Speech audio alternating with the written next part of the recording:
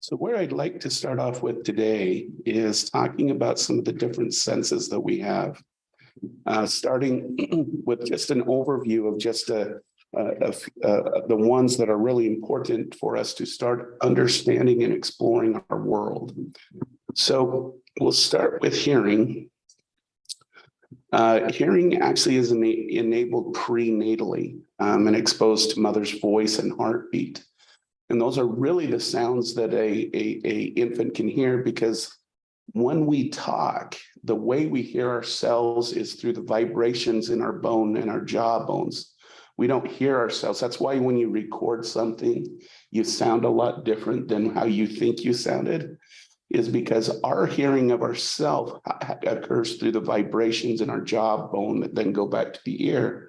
And that's similar for the infant, is they're not hearing the sound necessarily from the external world. They're hearing the vibrations through the vocal cords and those types of things. And we also know that infants hear mom's heartbeat. And this is why we think that newborns show a preference for mother's voice within 3 days of birth, okay? And we're actually going to see this expand. We're gonna see that newborns are gonna start having a preference not only for their mom's voice, and voices that deviate from that become they go through withdrawal behaviors. We're going to see skin color. We're going to see eye color. Every preference of the mother, the newborn is going to take on. Okay. Now, we could say that this is the first formation of in-group versus out-group preferences, right? Because here we have a little infant who's going to start making this distinguishing between that thing that is most familiar to them, mom, right, and those that are not. And we start to see this start to develop at about 3 days of 3 days of birth with hearing. Okay, smell. We also see that an infant will react to mother smell, but not other smells within 6 days of birth. So here we have hearing at 3 days, smell at 6 days. And then we see taste, a preference for sweet taste over salty, sour, or bitter taste, okay?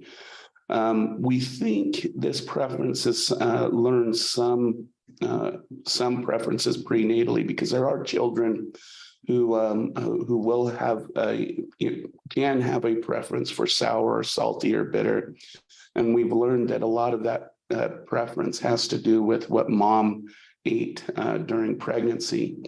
But for the most part, unless these preferences were not heavily consumed by mom, most infants have a preference for the sweet taste. We think that this preference for sweet taste is when we think about what foods have the most energy source and the most nutrient sources. They tend to be things that tend to be more sweet in flavor, and they're more calorie intense than something that is sour, bitter, or salty. So we think it has to do with the calories and the energy preference that they get out of that. Okay. Touch and pain. We know that soothed by touch. The one thing that research has shown very recently is at one point it was believed that infants couldn't feel pain, that the world is, because of the birthing process that mom goes through, and then all that handling afterwards, that the infants probably don't feel pain.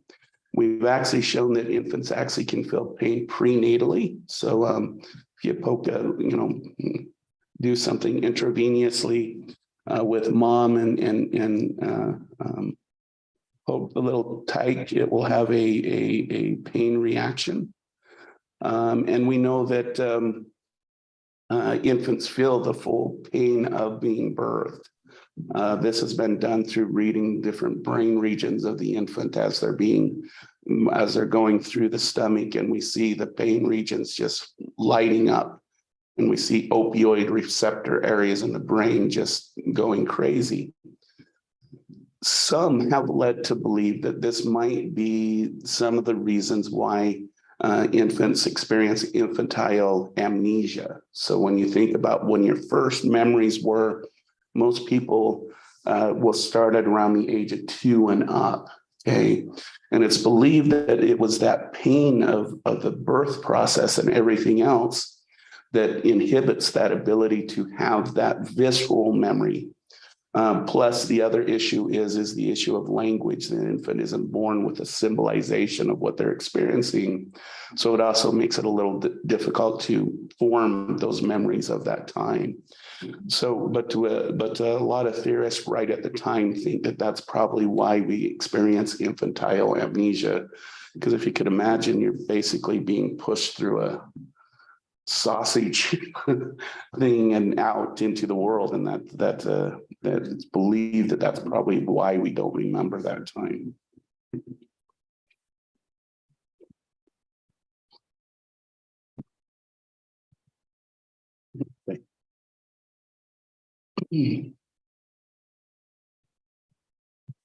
When we talk about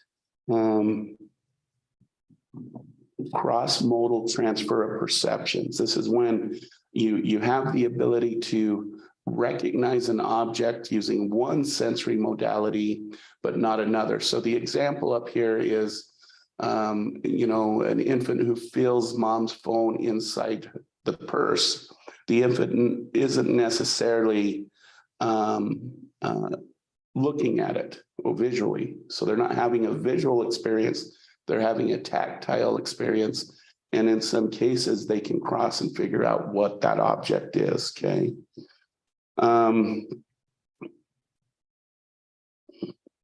The thing that we know about infants, and it's kind of interesting now that I just used the example of sight, is if an infant, okay, let's take this example. If the infant grabs a phone, right, and then mom takes it out of their purse and lets the infant see the phone, the infant isn't necessarily going to recognize that object, okay? Now, if instead you show the infant the phone and then have the infant touch it, and then when it's in the purse, the infant will reach in and kind of grab it, they will be able to recognize it. So cross-modal transfer is that is the ability to do it with touch, but not sight, okay?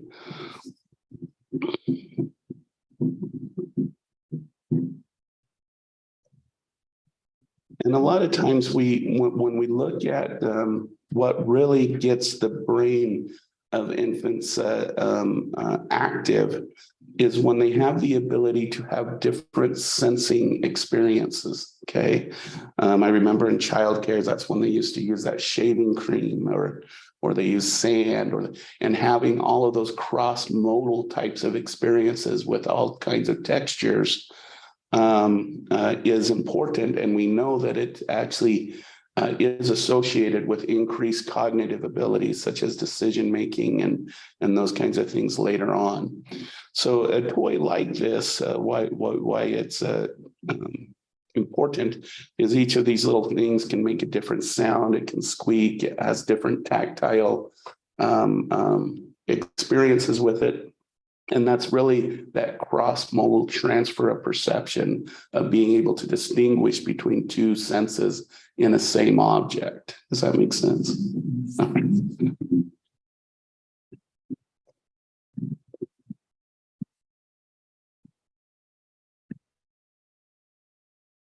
So let's talk about infant growth and specifically motor development. Motor development meaning being able to use our arms and our legs and go around, but it's also fine motor skills is picking up like a pin and being able to write with it, okay? We know that the baby's head is very large compared to the body, and that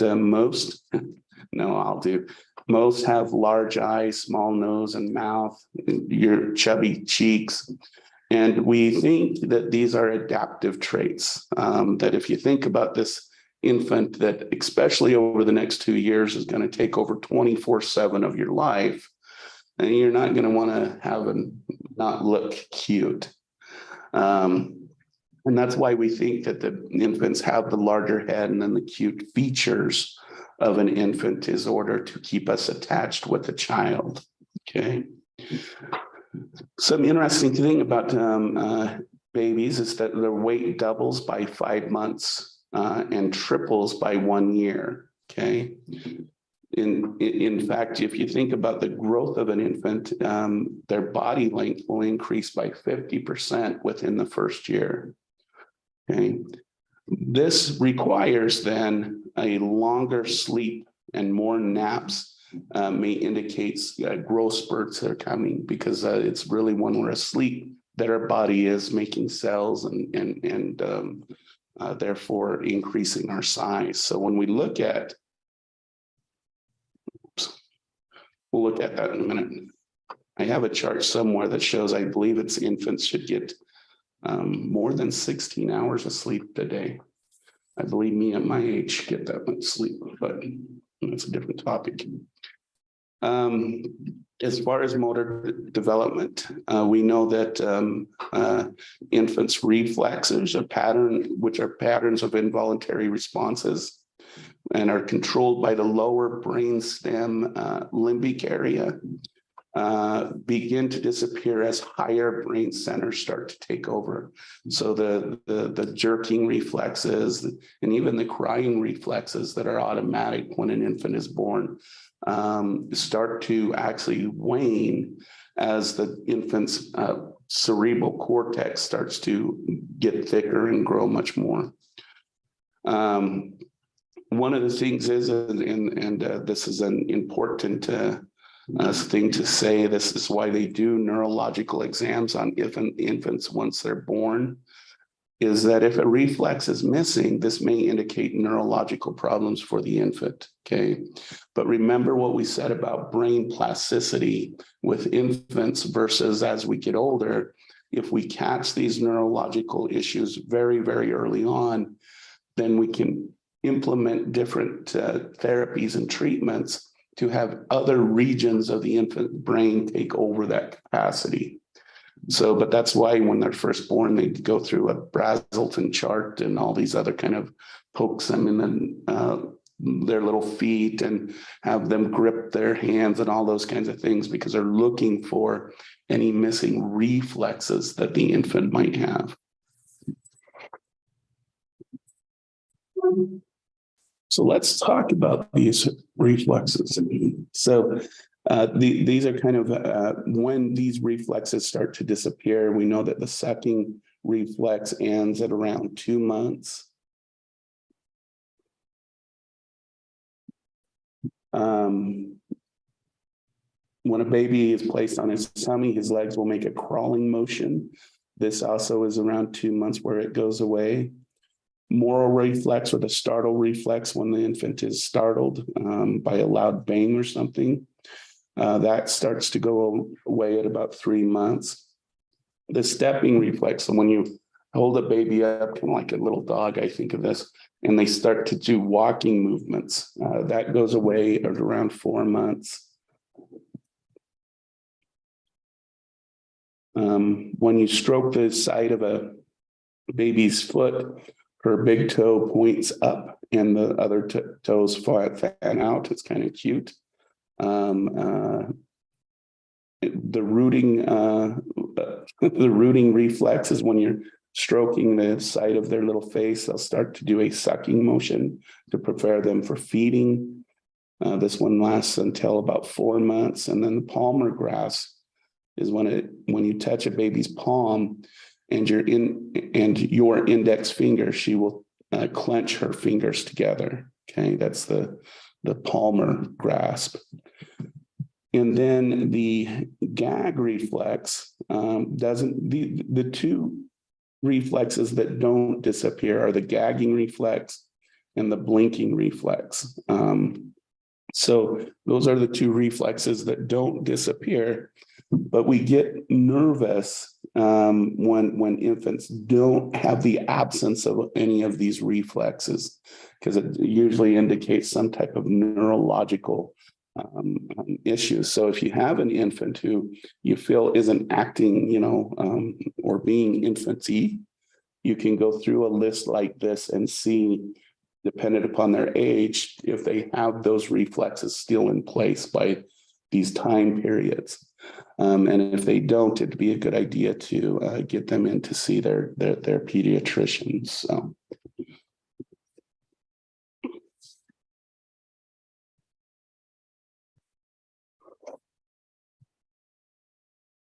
So the way that we normally think about motor skill is gross motor skills, which is moving our large muscles.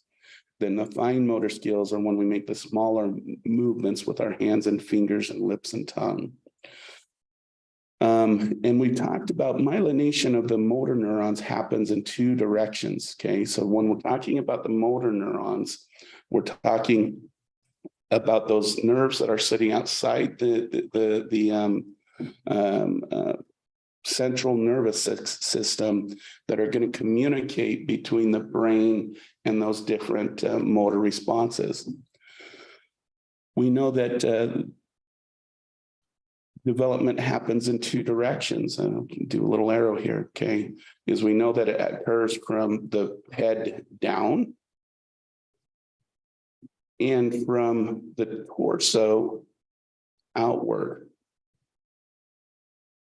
Okay, so we're developing kind of down through our core first, and then the myelination and the directional of the motor control starts to go outward into our finer limbs with our fingers to our toes. So really the last motor skills that we will that will develop are ones dealing with our hands and our toes and our feet. Hence, walking is one of the big milestone for a lot of infants. Being able to grab a bottle and manipulate it is another important milestone that we see with a lot of infants. This has brought up at what point should you be fine-tuning these different skills, and the answer really is focus on the gross motor skills first, and then start the adaptive fine motor skills. And the reason that is the way this myelination occurs. If you try to get their little fingers and toes working faster than what's being myelinated in their body, it can end up actually setting the child back in a motor way. So it's important to get them to move around first, get their shoulders built and their legs and their calves built, and then move on to those more finer motors, finer muscles.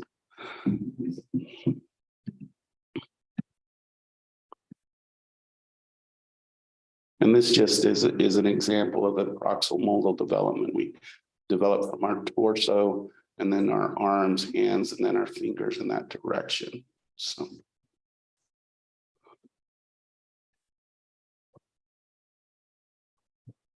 So again, when we talk about motor skills, we've talked about neural skills and reflexes.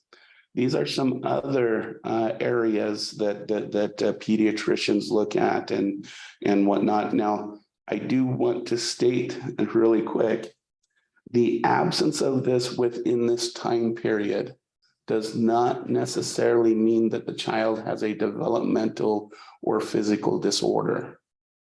It's just, we want to keep a closer eye on them if they haven't developed some of these skills by this time. Because we could have kids who don't, for example, stands momentarily without support. I mean, this could take anywhere up to 24 months for some children to actually achieve or walk independently. And it's not necessarily that they have a developmental delay physically or psychologically. It's just these time periods are more averages.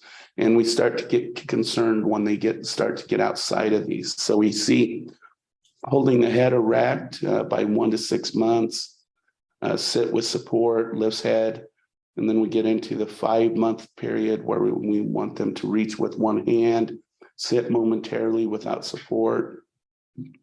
And this one also tends to be an important milestone, is the ability to roll from back to front, because this is when the infant is learning how to use those gross motors skills, those gross muscles, those larger muscles, to maneuver the infant's body. And so we do get a little bit concerned when we don't see infants rolling back and forth. And that's usually going to, if that's not occurring within these time periods, it's probably going to also affect their crawling and walking behaviors as well. Walks with handheld around 8.8 months. And then we see by the end of about the first year, we should see the little guy walking independently or stand momentarily without support. So those are kind of the last things that develop on average within the first year. But again, these ranges can be quite wide for a lot of development. Okay.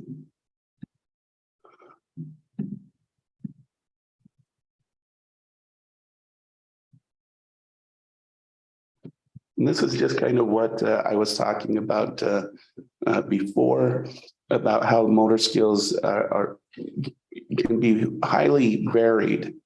And sometimes we know that cognitive abilities, such as the development of language and those things, can even outpace, in some cases, motor development.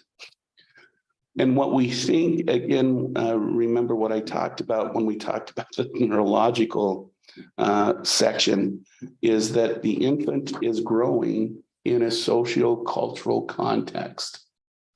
So we can see there's been studies done that show in different environmental contexts, such as Kenyan parents or back to sleep programs, that based on the infant's experiences and the cultural expectations, we can see the variation between infants who will develop slower in some contexts and quicker in others.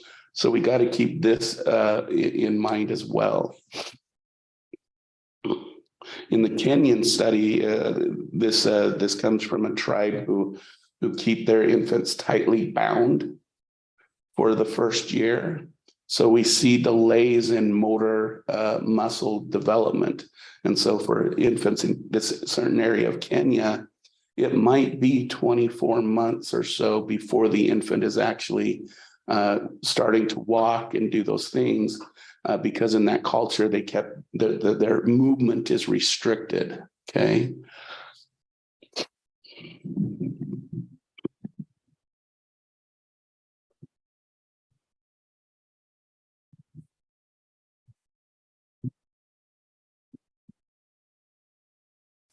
One of the things that I think is interesting is infants. We know that infants have depth perception, but we also know that they look towards their external world to make decisions about that or not. So this is done in what's called a visual cliff experiment. Now, this does have a glass top. So if the infant were to go across this, they wouldn't fall, just so everyone knows, okay? But what we find is in this visual cliff experiment, the infant will usually go right up to this ledge and look down, and then they'll look at their caregiver going, and if the caregiver is giving them the don't go any further, they'll stop. But then, like in this picture, if the caregiver is saying continue, continue, the infant will cross that barrier, okay? And so they really, they understand depth. They say, they know that there's something not right about what they're seeing. And then they will use other cues in the environment, usually the caregiver, to determine what their next action is going to be, Okay.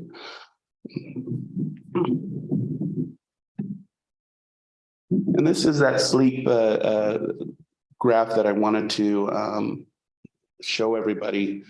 If we look here,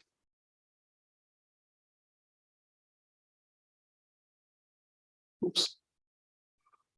When we look at this, newborns should be sleeping around 16 to 18 hours a day. Then when we get to about 6 months, you can see it starts to get reduced to about 12 months. And so we see that there's a large amount of sleeping that occurs during this time. This controversy of the cry out method is kind of an interesting one because when I do trainings for childcare providers and stuff on human growth, it amazes me how many still believe in what's called the cry out method. The cry out method is that you're trying to, quote unquote, teach the infant self-control, self-soothing, and try to get them in a pattern of sleep. And so when they're crying and you know that they just need sleep, you ignore them and you let them cry it out. Okay. And it amazes me how many people still use this method. I even got in an argument with a pediatrician who still believes that it's the way it should be. But I am going to just bring out some issues with this. One, it decreased the trust of the infant towards the parent. It actually creates a more divisive relationship between the infant and caregiver, to where the child will act out more when it's awake than when it's sleeping.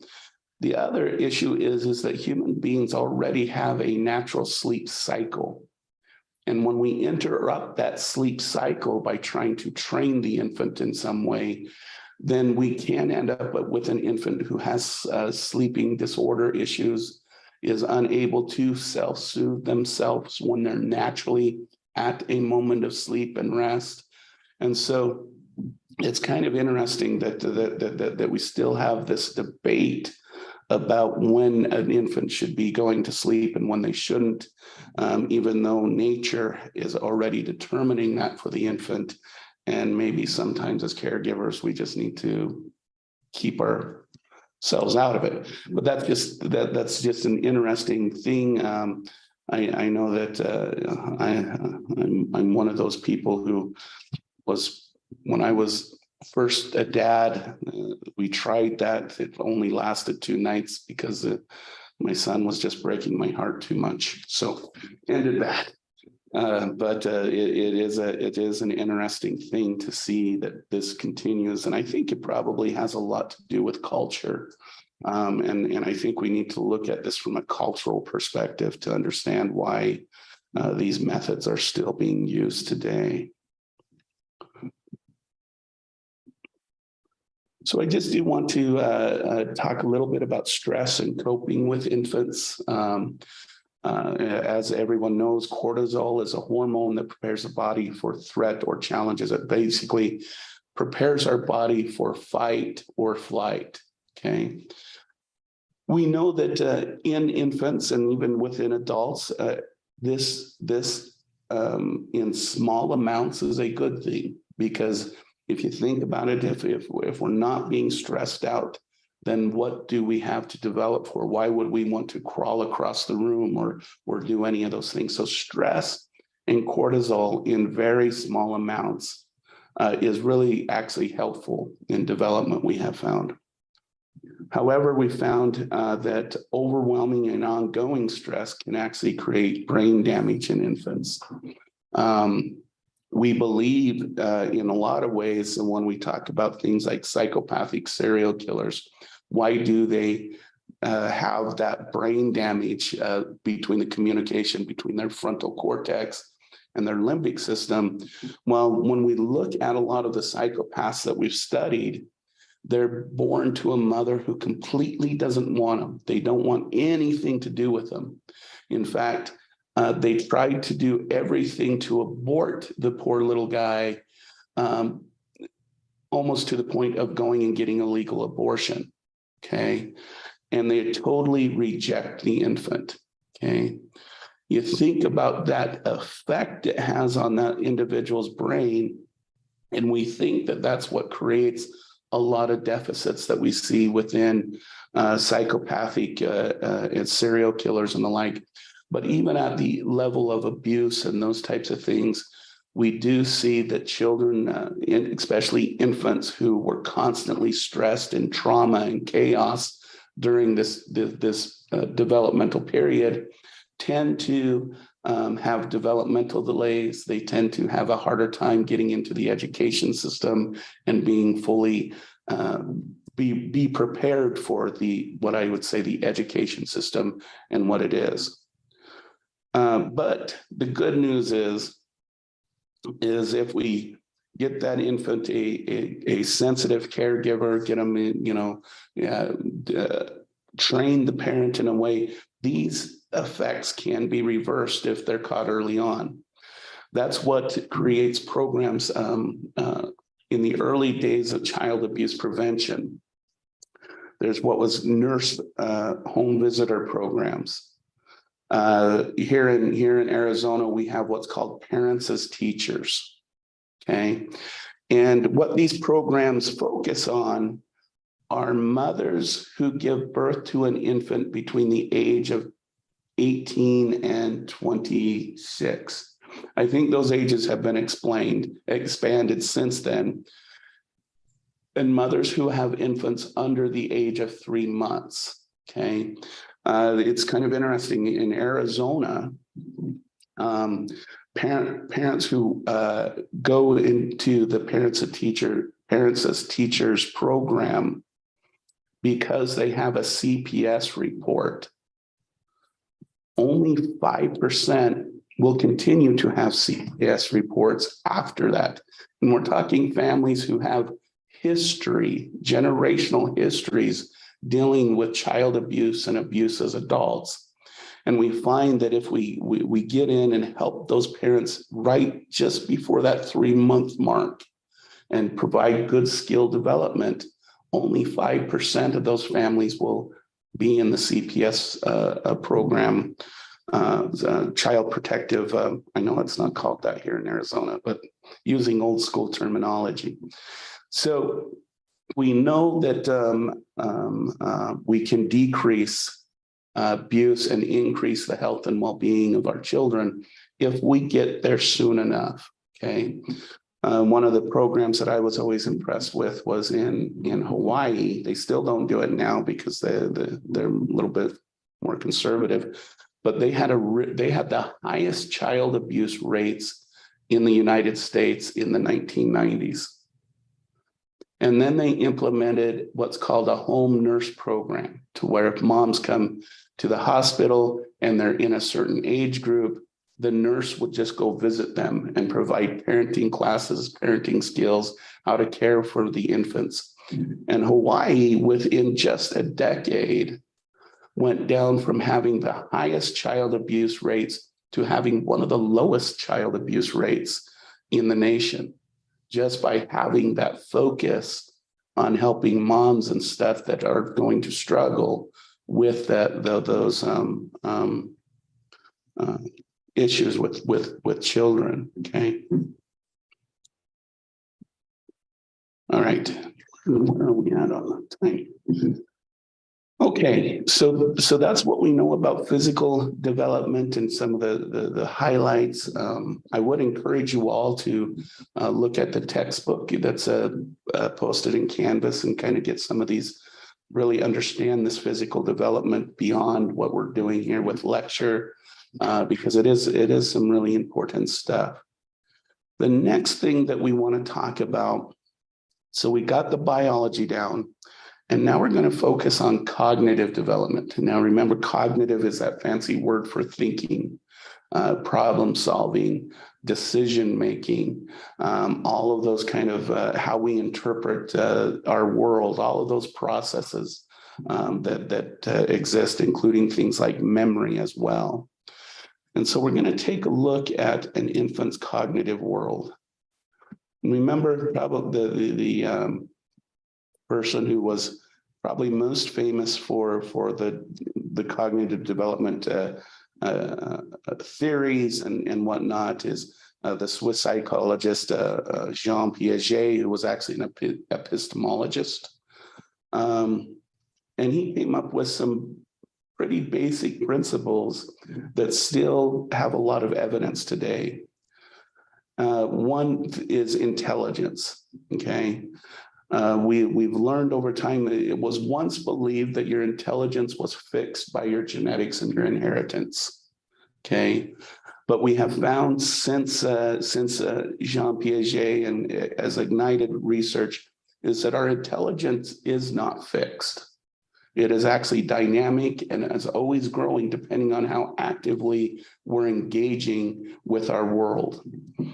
We also know, and I think this is a very important point to make and why I feel this is important to state, is usually when we talk about intelligence, we talk about Western world expectations for children, okay? But when we actually measure intelligence, there is no gender differences, there's no ethnic differences when we measure it correctly.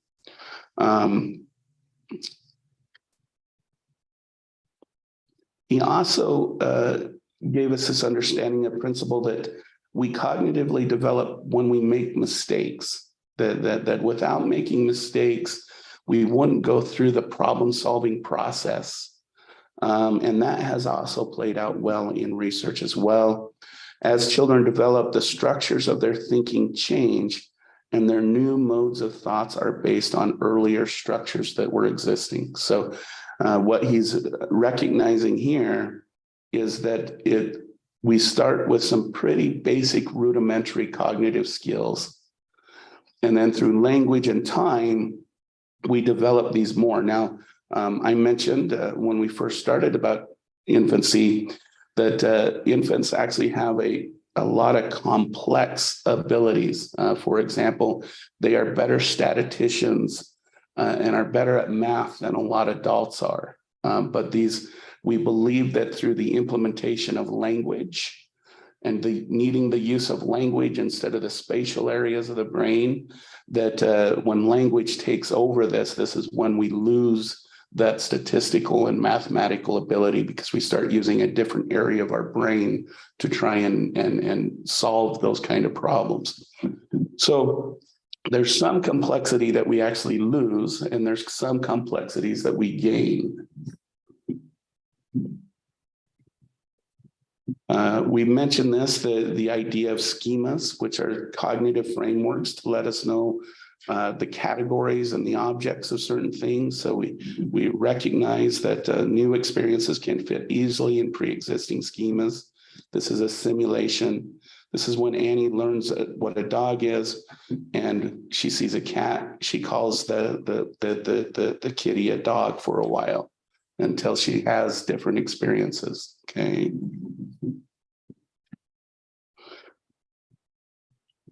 However, when an infant experiences a schema that does not fit her experiences, this creates disequilibrium. We'll use a fancier term when we get to adults. It's called cognitive dissonance. When there's a difference between our experience and what we think they should be experiencing.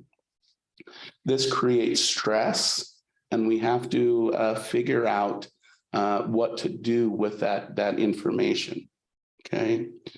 So children organize information into schemas and categorize concepts and objects based on that.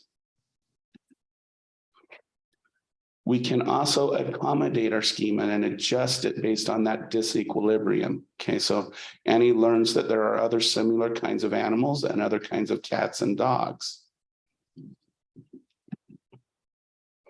This again causes equilibration to resolve the disequilibrium. So creating those new categories of cats and dogs eases the stress that the Annie is experiencing.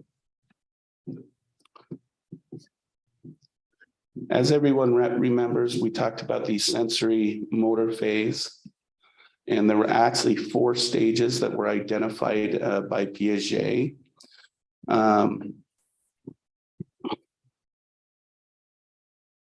The first stage is from reflexes to goal-directed activity. Okay. From the body to the outside world.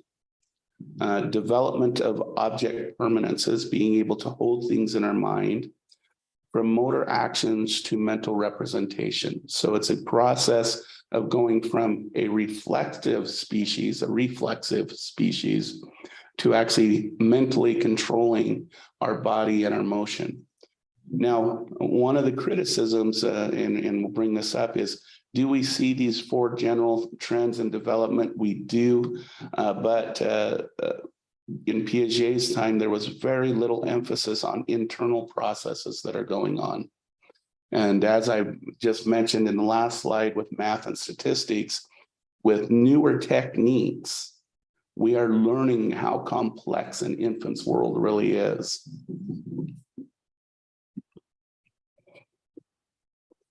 So this is a kind of an example of those 4 stages that we were talking about. So use of reflexes and then we go down to down here where invention of new means of exploration through mental processes.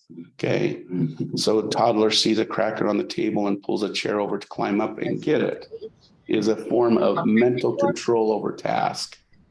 Okay. I was just like, that's fucked up. Why didn't they think that? Why did they think that they could? Okay.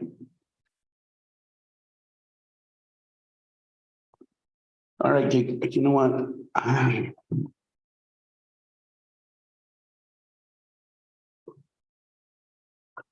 going to stop here because I feel like I'm blabbing a lot.